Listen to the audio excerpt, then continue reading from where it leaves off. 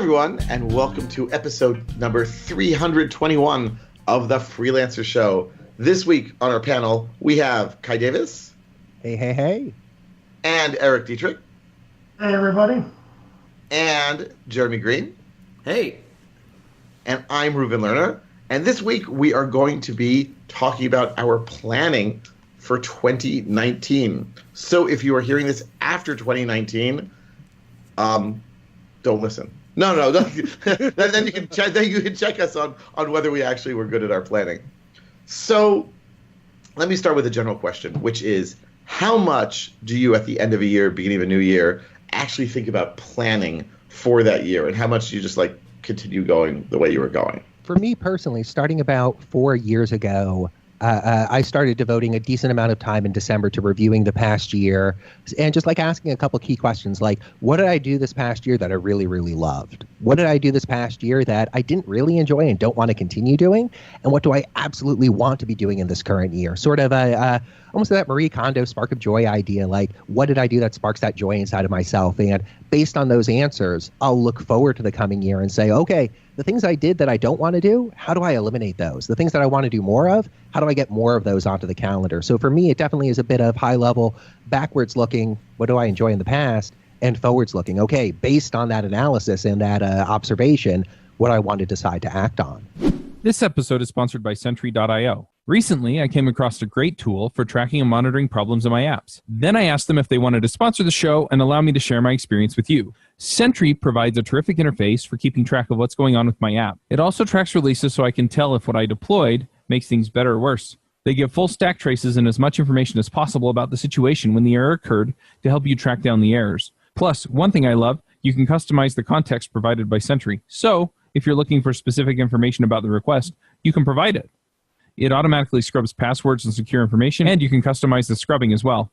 Finally, it has a user feedback system built in that you can use to get information from your users. Oh, and I also love that they support open source to the point where they actually open sourced Sentry if you want to self-host it. Use the code devchat at Sentry.io to get 2 months free on Sentry's small plan. That's code devchat at Sentry.io. So for me, I do a good bit of reflection on the past year and looking ahead to the next year for a sort of interesting, almost tactical reason, which is that usually because of family and the holiday from Christmas to New Year, I'm generally not working very much, which provides me a pretty unique moment in the year to kind of pull back and look at things where I'm not, right in the trenches. So I've historically, and especially since starting my own businesses, taken that opportunity to have perspective where I might not otherwise have it. So I do a good bit of planning myself. Jeremy, what about you? So I think my process is kind of similar to what Erik described, but I kind of don't do a lot of real intentional planning during that period. I kind of try to take advantage of the break to just really unplug and not have my brain so much intentionally wrapped up in my business, mainly because I feel like that getting out of it and kind of having the break helps me sort of naturally, I find the things that I find myself thinking about during that period when I'm trying not to be as actively engaged, kind of those things that do come up to my brain are things that I wouldn't be able to get at if I was staying all wrapped up and kind of grinding all the time. So for me, kind of the end of the year is more about try to take an intentional break to allow things to pop up that might not otherwise.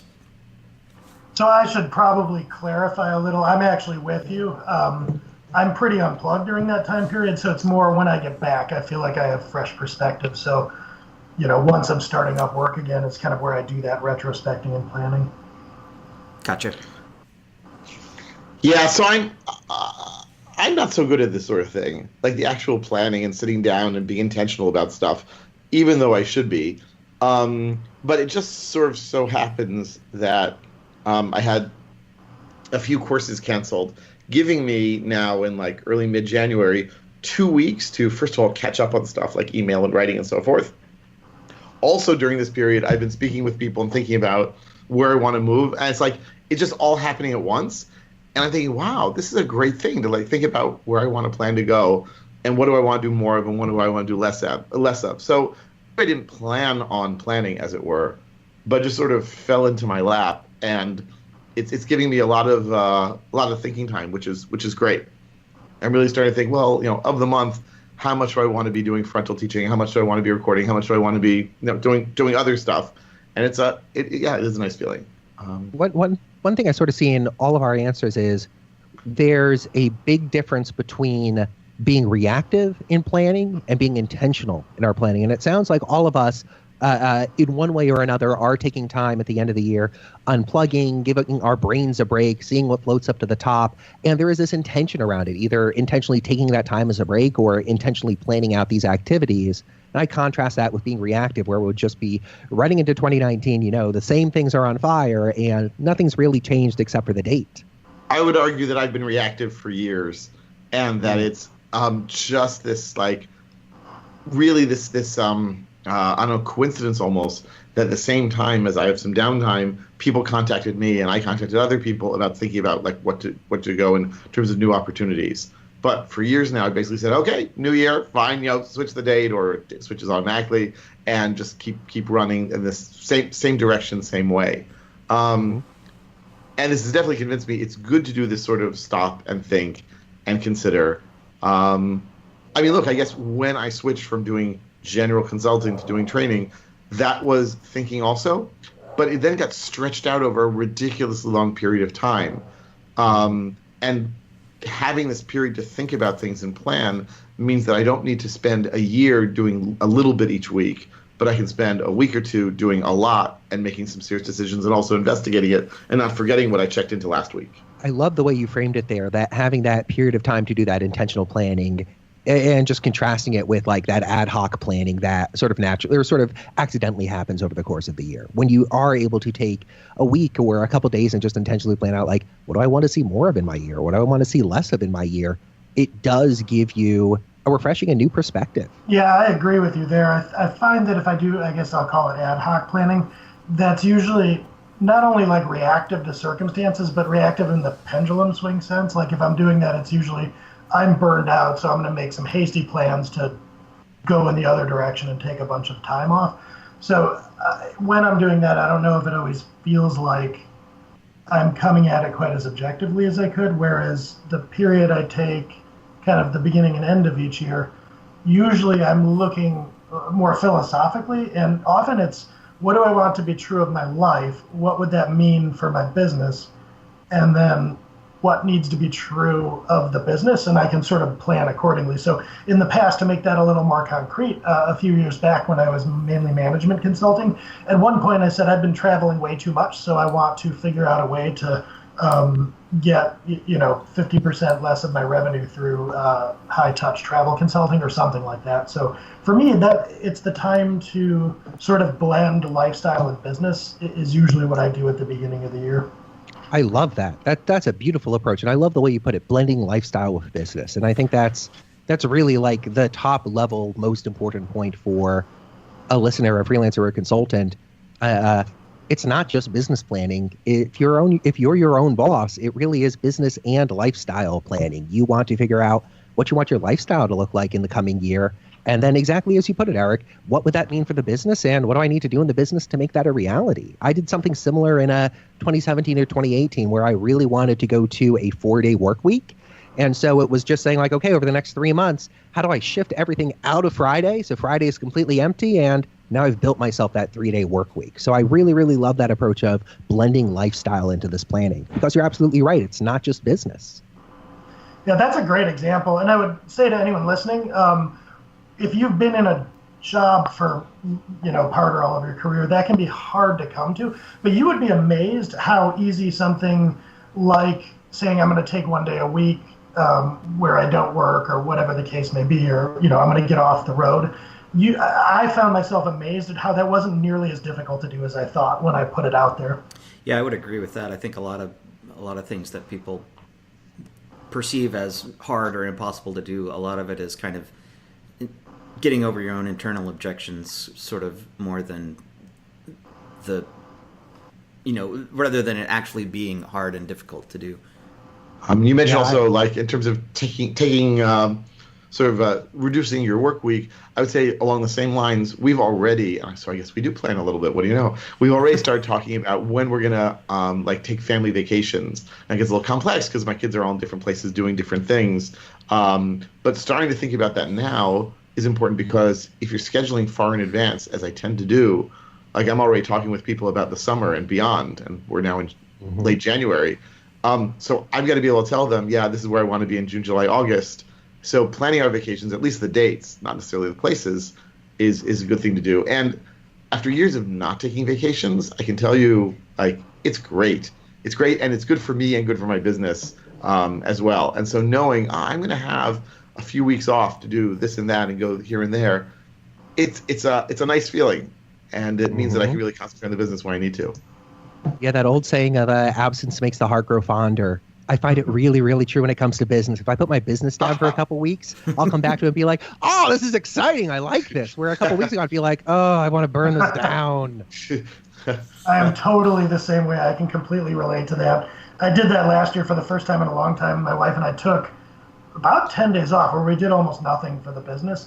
And I came back, from being very burned out to saying, wow, like I'm really excited. I can't wait to talk to these clients. I've got some good ideas. That really is powerful stuff. And isn't it amazing the business did not collapse? It's like, whoa, what do you know? What do you know? Like, I could do this again. There's a metaphor. Oh, please, Reuven. No, go on. Then I'll go on to the next question. There's a metaphor I love, and I can't remember the source of this. It relates like experiences or activities in your life to juggling rubber and glass balls. And we feel like our business, some of our business contacts, our projects, they're glass balls. And if one drops or if we drop it for a moment, it's going to shatter. But the truth is, most of the things in our life are rubber balls. Like our business, if we drop it for 10 days or 2 weeks while we take a vacation, it's going to bounce up and we catch it and we continue juggling. The things that really are glass and risk at shattering, your health. Your relationship with your family and your loved ones, your ability to provide self-care for yourself. Those, I think, are the most essential things and the most important things to focus on. So what sort of concrete things have you guys come up with that you're planning to? Well, let's start with, what are you planning to do? And then we can talk about what you're planning to drop or not do. I'll jump in first. Oh, Eric, you. So in terms of planning out for 2019 for my business, hit subscribe. In terms of what we're planning to do, I had laid out a bunch of things that I'd like to see for the business. And then this isn't just me anymore. We have a couple of full-time employees. I'm a partner with my wife in the business, and then we've got a bunch of contractors.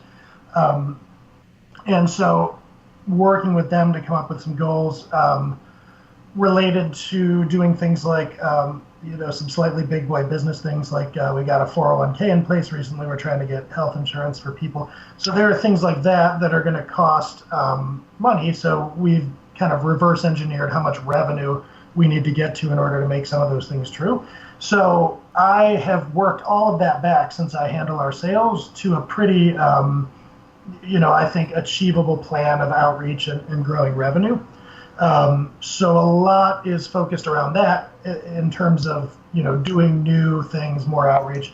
In terms of what to stop doing, one of my main goals is to keep kind of, what's the word I'm looking for, like delegating or automating myself out of positions. Like I started this content business doing a lot of the writing, do almost none of that. And at different turns, I've gotten myself out of things. By the end of the year, I'm hoping to get myself out of sales, that maybe we have some staff or processes for that. And so the things I'm looking to do is kind of get to the point where I'm mostly working on business development and not doing anything with delivery. So those are my big business drivers for 2019 thematically. Yeah. Jeremy, what you got?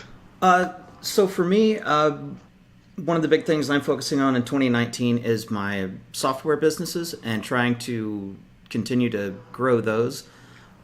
In 2018, I kind of purposefully took a little bit of a step back from them just because I'd been really burned out for a while. And that was a thing that I could just kind of put on the back burner and let those coast and not have to, really be proactively doing a lot. I could just sort of be reactive and help people with support requests when that sort of stuff came in. But these are for products or SaaS? Yes, SaaS, Remark, Gotcha. and then a few Shopify apps.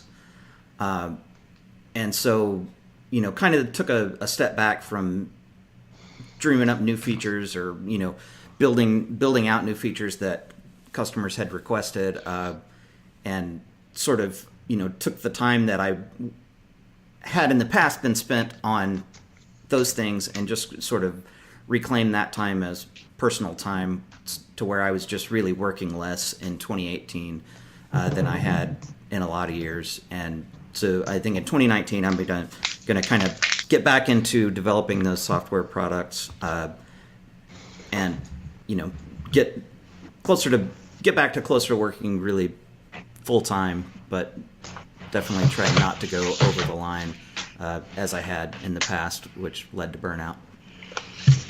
Kai, you were going to say something? Oh, absolutely.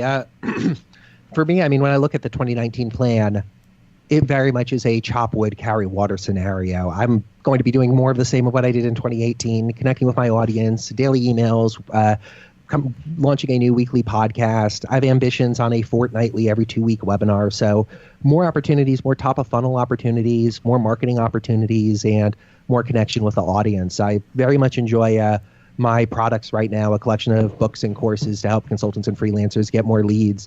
And I'm definitely going to be continuing down the product creation front. But when I look at my business sort of from that 50,000 foot view, the most important thing to focus on is audience growth and connecting with the audience and sort of the top of funnel part. So it's going to be a lot of content creation, and I'm excited about that.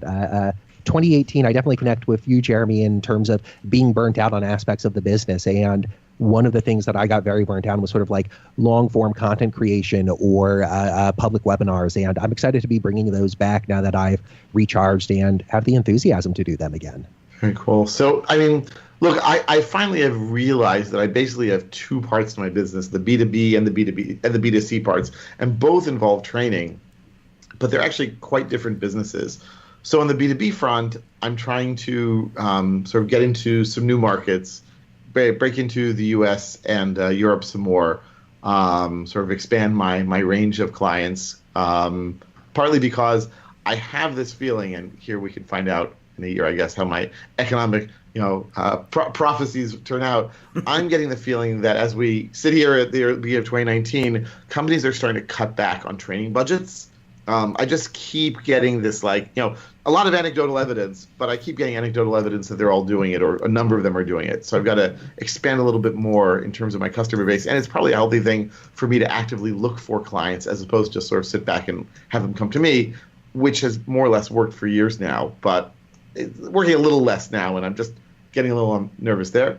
But and on the B2C front, I've been, I'm planning to do more content creation as well, like put out some more recorded courses, but also get smarter about what I do with my current courses. I now have 11,000 people on my list that I mail just about weekly, and I keep feeling I should be able to have more, I should be getting more people on my list on a regular basis from my blog and other places, and I should have more of them buying things. So I've started to spend some time cleaning up my website, cleaning up my mailing list, starting, it's a slow process. But if every week I can make some improvements there, I think over the course of the year, then I'll have a, well-oiled machine, but less rusty machine working on that front. Oh yes, go ahead. Oh, I just wanted to say I absolutely love the way you put it there, cleaning up the website and mailing list sort of a week at a time. I think that's the perfect way to approach it. With so many businesses, it feels like, hey, we got to leap in and fix all the things right now, when really it's like, the marathon pace is what you want. Slow, steady, fix 2 or 3 things a week, and then move on to the next week. And over a year, you'll make a huge impact on your business. Right. And one of the sort of fun, unexpected things for me has been just in the last literally 2-3 days.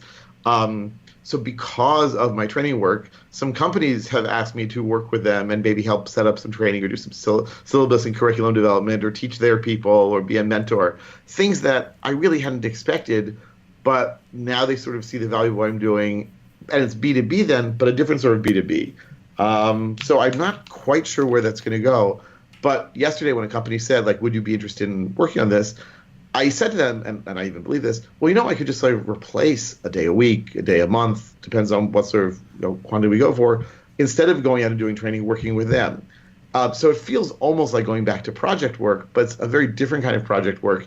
And it's in this area of expertise that I've managed to cultivate and get better at over the last few years. So that's kind of fun. Have you ever historically done train the trainer type things? I mean, I do coaching for trainers. So here and there, people call me, and I talk to them and help them to improve their business on that front, including their speaking if they need. I guess I've done some at a group level, but this is an online business where they have live teachers, so it would be a totally different scale, a totally different kind of thing.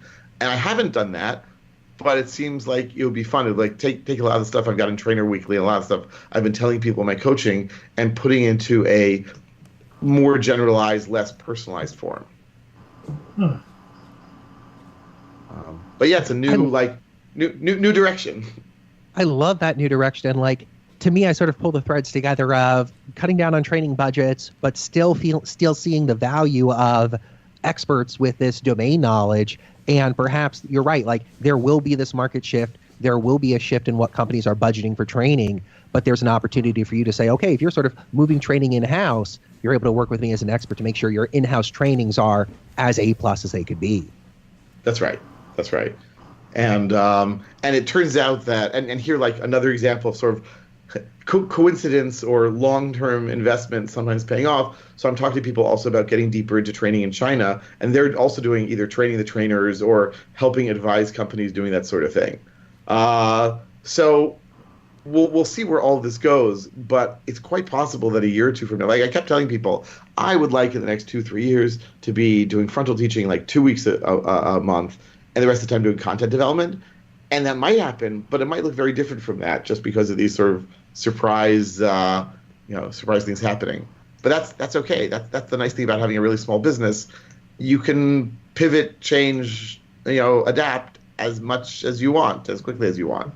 Yeah, what you're doing there is actually, it makes me think of just kind of off the cuff, something I have in mind for 2019 with Hit Subscribe, the content business, is to figure out like new potential lines of business or ways to make us, I guess, more robust is how I'd call it. Like most of what we help clients with is blog content. And while that's a booming market right now, I don't know that that's the inevitable future of content. So thinking about how to get into media more like voice search or video is something that I have on the radar. So I just saw kind of a parallel there where it's exploring different ways that you can continue to evolve and make sure that you stay relevant, even if, maybe a market for something you're doing starts to wane a little bit.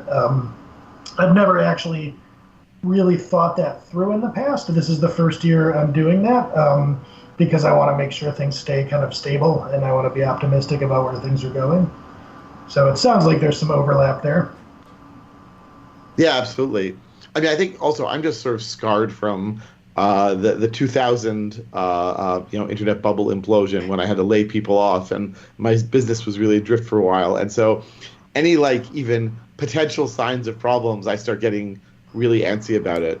But there's always demand, like even in the worst of times. I don't think we're heading to the worst of times. Don't get me wrong. There's always demand for what we do. It's just a matter of finding the people who are still spending money on it and adapting it to what they need. Mm-hmm. So I think Eric, you talked about it a little bit, but like, what are you then saying no to? What have you decided that this coming year you're going to do less of or avoid? I don't know if Eric, you want to expand on what you said before. Or... Sure.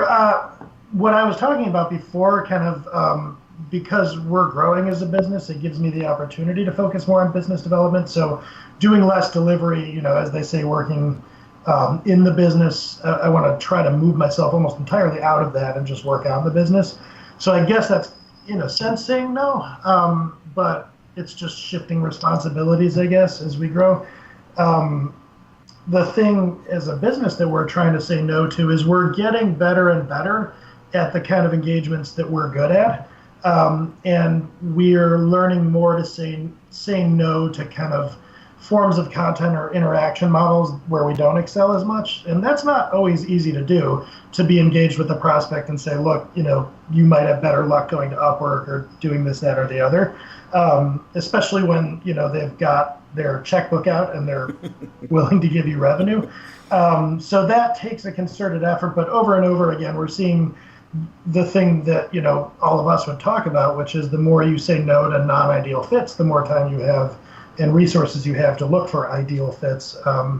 So we've been growing in that area, and I'm looking to do even more of that in 2019 and to get more efficient at moving that left, so to speak, and figuring out earlier in the process where we maybe don't have fits.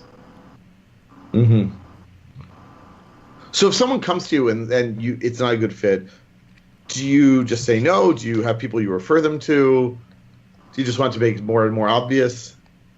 The latter. So I do know people that will do other forms of content. I mean, I've spent so many years as a consultant that I always want to help. So usually that conversation for us goes, we're probably not going to do the best work, for what you need, but I do know X, Y, and Z other people that you might want to talk to, something like that, rather than just, no, we don't do it that way. But it would be, the earlier on we can identify that, the better. One of our models of operating is following a sales call. We'll typically do I don't want to call it a trial because we actually invoice for it, but we'll do a blog post or two to see if it makes sense. That's obviously, if there's not a fit, actually doing work, invoicing the whole 9 yards, that's a lot of waste. So if we can figure that out at the sales call or even before, that's, I guess, I don't know if it's exactly the theme of saying no, but kind of implicitly it's saying no to a lot of work that we don't need to do if we can get better at identifying that earlier. Excellent. Anyone else? What do you say no to? This is a hard one for me. I've been listening to everybody, what they're saying, and just thinking about it, and I really think it comes down to me.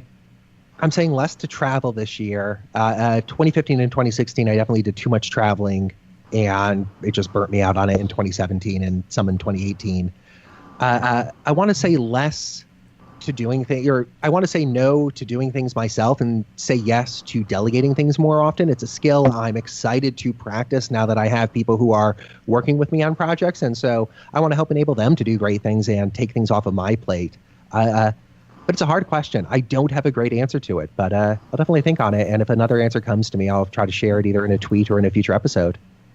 Oh, I know of another one, and this isn't related to Hit Subscribe as a business, but this is a tough one for me because I like to respond to people.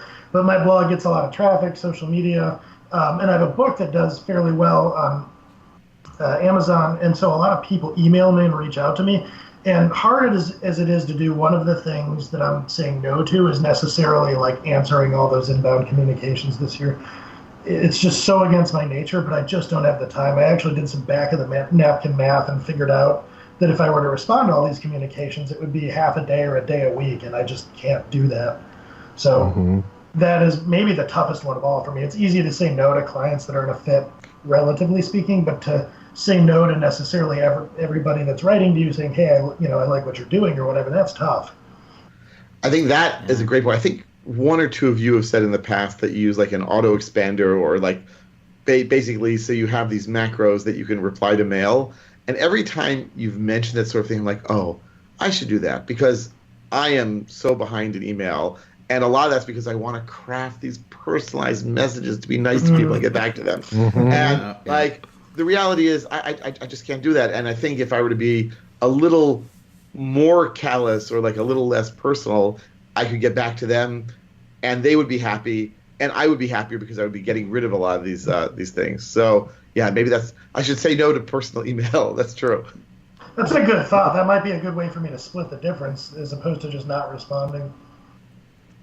One thing I've done just sort of to better set expectations, because in 2018, oy vey, I got a boatload of self-imposed guilt about people are emailing me, I'm not responding back. They took the time to write me, I want to write them back. I changed some of the wording on my website and in my email signature to, hey, I read all of my email, but due to time constraints, I can only reply to, 50% or 60%, or it might take a little bit. And just by doing that, it took a little bit of the self-imposed guilt or pressure off of myself because I felt like I was giving myself permission to not feel the need to respond to every email. And it's not like anybody was writing in and complaining, but I was giving myself that guilt over not responding to every email. That's another really interesting idea. I like that. That's good. That's good. So one thing I'm trying to do less of this year is well, I kind of have two businesses, sort of my consulting, custom development type work, and then my software businesses. And on the consulting and custom development side, I'm trying to take less jobs that are really more of a contractor role in favor of I'd like to do more consultative stuff. So I want to be finding clients where they're hiring me for my brain, not for my hands. So trying to be more selective in that regard. What are you thinking of implementing to aid in that selection process or weed out the contractor-focused prospects or leads? I mean, for now, I think most of it's just going to be trying to have, good why conversations with people and make sure that, they are. I mean, a lot of it's just going to be, trying to find out what are people looking for, and it's just kind of it's just a process of having conversations with people at this point. Now that I'm thinking about it, I suppose I could definitely make the copy on my website a little more direct about that. I know some of you do, have basically lead intake forms that you ask people to fill out that are sort of designed to weed people out. I don't currently do anything like that. I just have my email address on my website and say, hey, if you're interested, send me an email. I could definitely see implementing a form that has those type of questions on it that really are designed to sort of let prospects weed themselves out to see that, oh yeah, this is not what we're looking for. We're looking for something different. So for what it's worth, I want to say this might have been 2 or 3 years ago. I did something similar. I think it was the division between high-touch on-site, high-touch remote, and like asynchronous remote, I think was how I put it. So I looked at these 3 buckets of work and saw that whichever year, I want to say it was 2016 to 2017, that I was doing almost exclusively like high-touch on-site. And I said that I wanted to shift that balance. Putting percentages on it and actually measuring it and saying I want to get to this percent helped a lot. I feel like it wouldn't have gone quite as well if I had just said something like, well, I want to do more work that's asynchronous remote. If I had just said that, because for any incremental gig, it's too easy to assume that you'll make up the difference later. But if it's the end of Q1, you see that your percent split is no different from last year. It helps you maybe say yes or no in the moment. So that's just something I found helped me a lot. Yeah, I like that. That's a great idea. So while I've been sort of describing myself as a trainer for years, and everything I do says that, I still have had an employee working on my payroll, doing project work for a long time, for all this time, and I got enough project work from different people that it was sort of worth it. I mean, he was paid by the hour. He's truly, truly an amazing guy. So he's now moved back to the U.S. and he's got a full-time job, and a lot of things are winding down. I've decided, you know what? I'm just going to say no to project work. It is just not worth it, especially since the last few projects that came my way didn't really pan out. So I spent time on discussing them and proposing and going and discussing more. And it'll be so much easier to say, you know what? I just don't do that anymore. Why don't you talk to person X? And, problem solved, basically. And if there's a little more, support to do for the people I've already been helping over the last few years, fine, we can do a few hours here and there. But just sort of taking that off the table entirely is a burden off me. And quite frankly, even though my employee is a fantastic, fantastic guy, really talented guy, like not having to worry about how much is he getting and is he going to have a project, that's like also a burden off of me that now I can really fully concentrate on what I do and what I want to do. Yeah. Was that when you came to that decision, was that like an immediate relief? It's sort of been, I guess so. I think now is the first time I've expressed it out loud. But I kept saying, well, he's talking about going back to the U.S. from Israel, and so when he does that, maybe we'll do that. But then enough things sort of popped up, and people contacted me that was tantalizing possible amounts of money and tantalizing enough interesting projects. I was like, well, maybe I'll make an exception for this. And then when he finally went and moved and got a full-time job, and those projects didn't pan out, well, the projects didn't pan out before that, So yes, now it's definitely a relief. Definitely like a sense of, okay, I like, this is not a worry. And it also means that for the first time in years, I don't have to feel the need to go out and find an employee to replace him, because like I just won't have to deal with that. So yes, I mean, I'm definitely one of those people who, I think I mentioned in the past, like I had these dreams for years that I would have a huge company with lots of people working for me, and I'm so over that. So over that. Yeah. Indie for life. Yeah.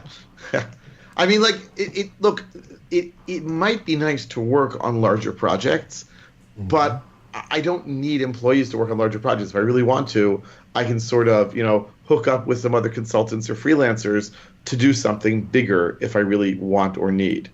Or with these companies I've been speaking to where I would be the consultant coming in working with a team that they hire. But like for me to hire additional people, it always weighs on me. And so now I feel freer and happier. Certainly is a lot of responsibility. Right. So during the months, because he was paid hourly during the months that we didn't have a lot of work, I was like, oh, well, like, I feel bad that he's not going to be getting that much. I mean, it was fair and he was he was reasonable, I was reasonable, but like, I still felt the responsibility. So now, right, I don't have to worry about that. Also, I guess I've sort of made over the last year or so even, I used to teach a lot of classes on a lot of different things. And I've been tagging myself, sort of branding myself more and more as like a Python trainer. And if someone would have called me up and asked me to teach another course that I hadn't done in a while, I'd be like, oh, sure, I'll do that. And I think I basically come to the conclusion, no, I'm not going to do that. If someone calls me up and asks me for a Ruby course, I just don't think I'll do it unless I have nothing else to do that week or something. Or a Postgres course. Could I teach them? Yes. But it means then going in and not just teaching it, but spending a few days even in advance, making sure that everything I have to say is up to date, because the last time I taught it was, say, a year ago. And you might not know this, but the computer industry tends to move forward pretty quickly. So, spoiler alert. So, so it's just easier to say, no, I'm going to concentrate on these things and then come up with new content and deeper content in that area. So it is like when you saying it out loud is actually very therapeutic now for me. I feel like, I can say this and it'll be okay. And it'll be not only okay, it'll be better. So, I can relate to that from in years past where every time I've made a decision that will let me kind of focus more on something specific, I felt better about it. Like when I decided I was going to get away from travel and consulting, it was almost 2 years ago now, I was kind of simultaneously pursuing these 3 equally promising lines of business, which was tiring. And at the various steps where one of those would survive more than the others, and eventually that became this business hit subscribe. Each time I narrowed my focus, it was a huge relief. Thinking instead of trying to move like 3 needles every week, I'm now down to 2, I'm now down to 1, to get up each day and have kind of the same general focus is, I'm just putting myself in your shoes. And if I were going to say like, I'll just focus on Python, and in a way it's almost like constraining yourself. That way opens up your creativity in a sense. Like, I don't know, I'm not describing that well, but for sure. It's its own kind of freedom. Yeah, absolutely. I think. I'm sorry. Oh, I was gonna say. I mean, you have kind of a mental load that you carry with stuff that you haven't purposefully taken off your plate, or at least I do.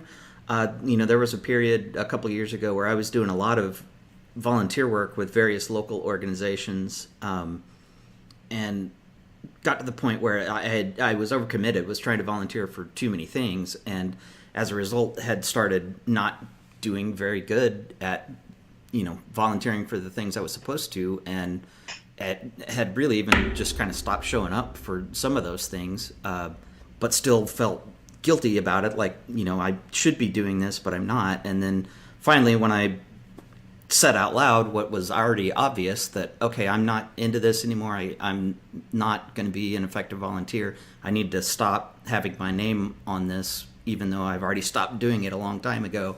That was a big relief, just not having that. It's kind of like what Kai was talking about earlier about the guilt that you put on yourself for not doing things, and if you make it clear that you're not going to do those things, that guilt kind of goes away.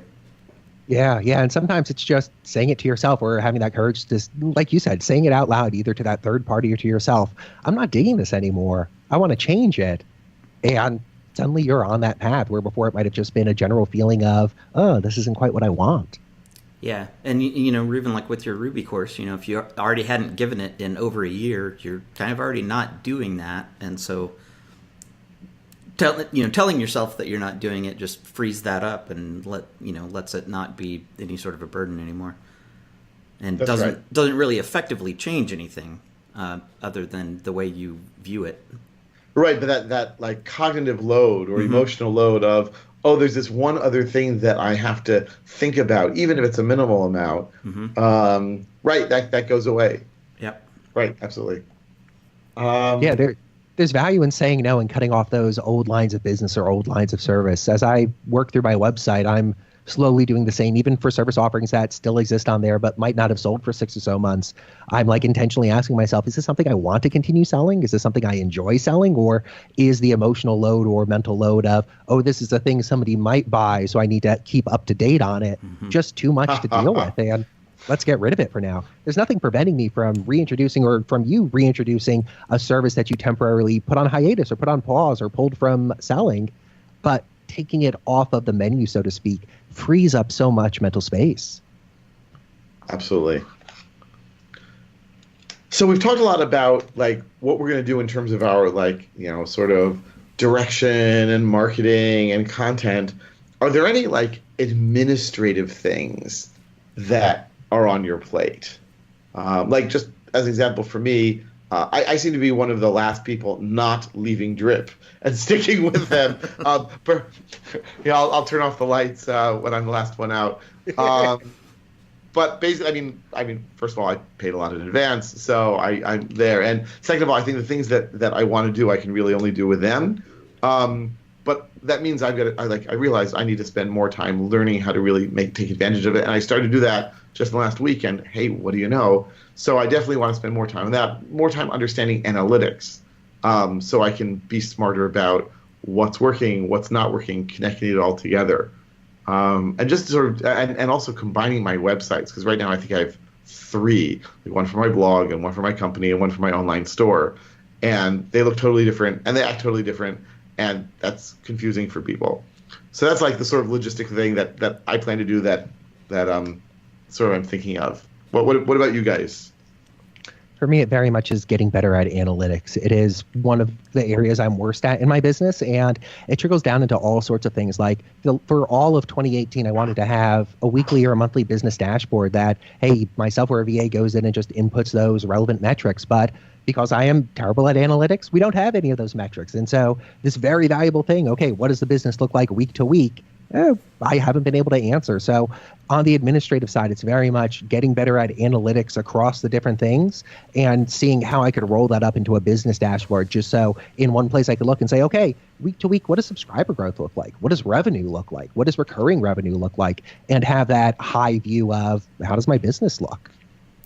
Yeah, I should do that same type of thing. Get better at having analytics at hand for the metrics that matter.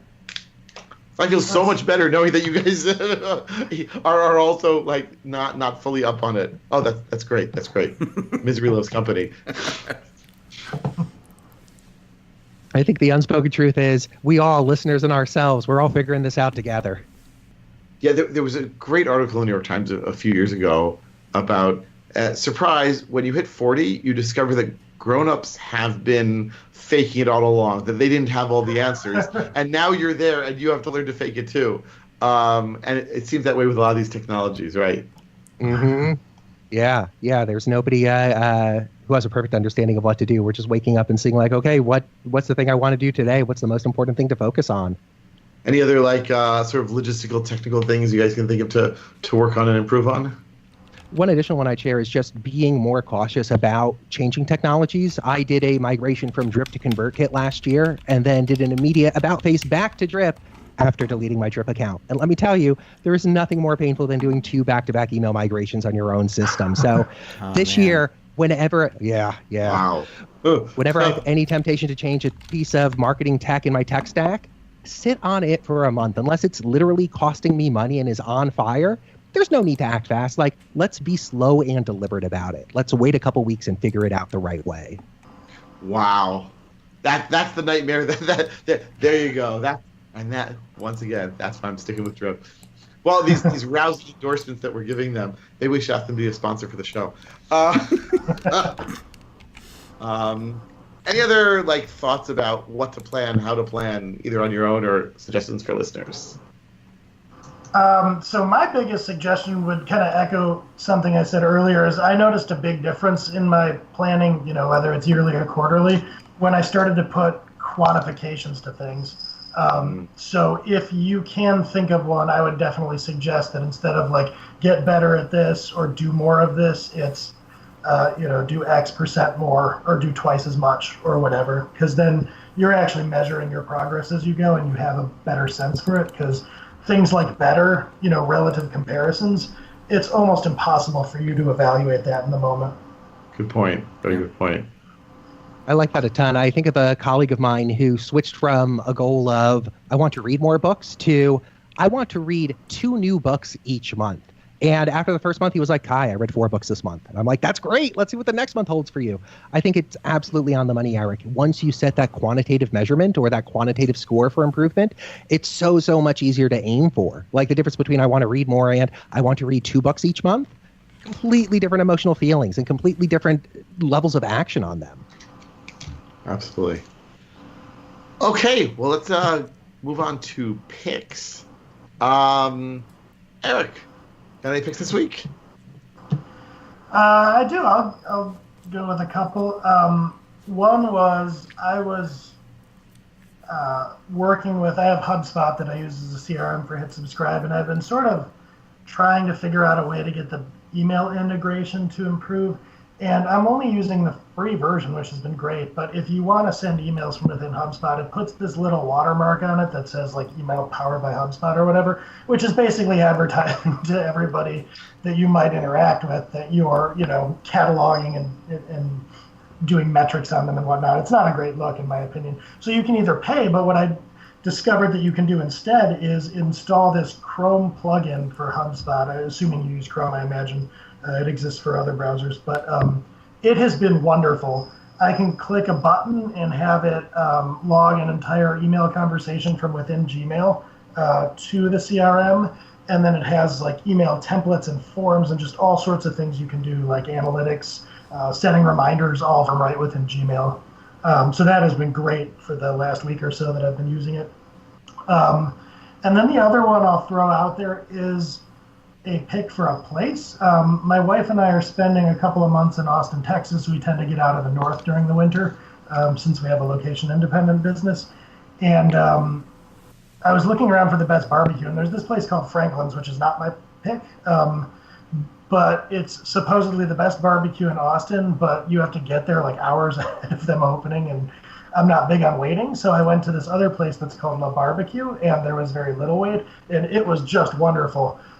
So if you're ever visiting Austin and you want barbecue, but without 4 hours of waiting in line, La Barbecue is great. And now, of course, the line will be very long there. Excellent. Jeremy, what you got for us? I got 2 picks. One is kind of my own thing. It's a website called increaseyourconsultingfees.com. Which is a short email course that has a lot of suggestions on ways that you can deliver more value to your clients, in addition to just making more obvious to them the value that you already deliver, which will then help you be able to raise your rates as you take on new prospects and are able to communicate to them the value that you're bringing to their projects. So that's increaseyourconsultingfees.com.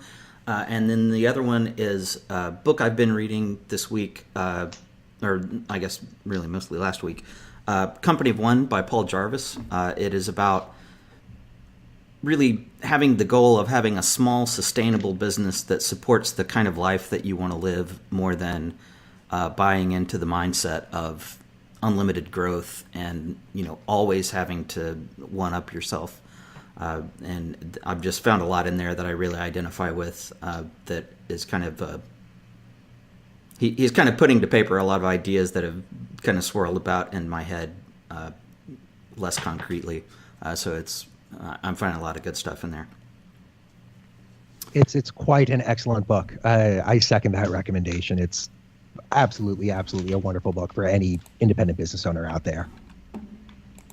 Excellent. Kai, what you got for us this week? Absolutely. So I want to recommend an article and a piece of software. The article is this wonderful article from Merlin Mann on his site 43 Folders. This is back from 2005, so we're talking 14 years ago, and it's still relevant. It's called Kick Procrastination's Ass, Run a Dash. And basically, if you're facing a project or a task and you're just like, I don't want to get started with it, his advice is, hey, set a 15 or a 20-minute timer. Work on it for a short streak of time and see if you enjoy doing it. See if you could just get it done. See if you get into flow. I found it's really helpful whenever I'm facing something where I just feel like I can't get started. I don't know what the next step is. I'll start anywhere. I'll run a 20-minute dash and I'll see where I end up. And it helps me get unstuck on those projects. The piece of software I'd recommend is Text Expander from, let me grab the link here, at textexpander.com. It's a wonderful productivity app that lets you program in keyboard shortcuts and auto-expand into short or long messages. So if I want to type my phone number in an email, I don't have to type out my full phone number. I just type out my P and it auto-expands to my full phone number. And it's a wonderful tool. It saved me literally hundreds of hours of typing over the last decade. I strongly recommend Text Expander or a similar tool out there for anybody that's looking for a nice productivity app to help them type less or have templates a finger type away. Very cool. I totally have to look into this. All right, and for me, I've recently been reading a book, I'm almost done with it, called 9 Pints, A Journey Through the Money, Medicine, and Mysteries of Blood. It is super cool. Not necessarily the best book for the squeamish, because she does talk a lot about blood. But it's super amazing to find out about like blood donations, like what happens to the blood when you donate it.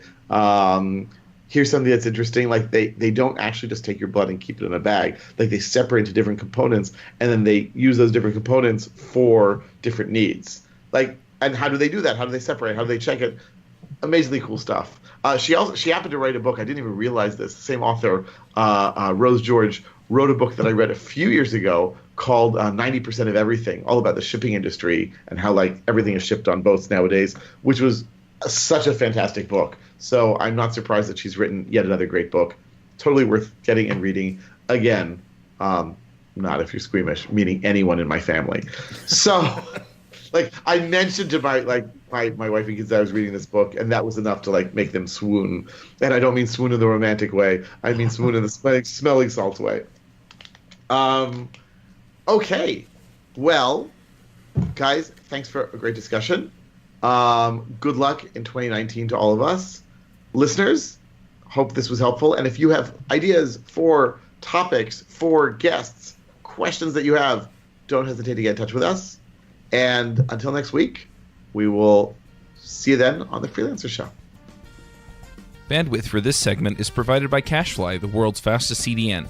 Deliver your content fast with CacheFly. Visit CacheFly.com to learn more.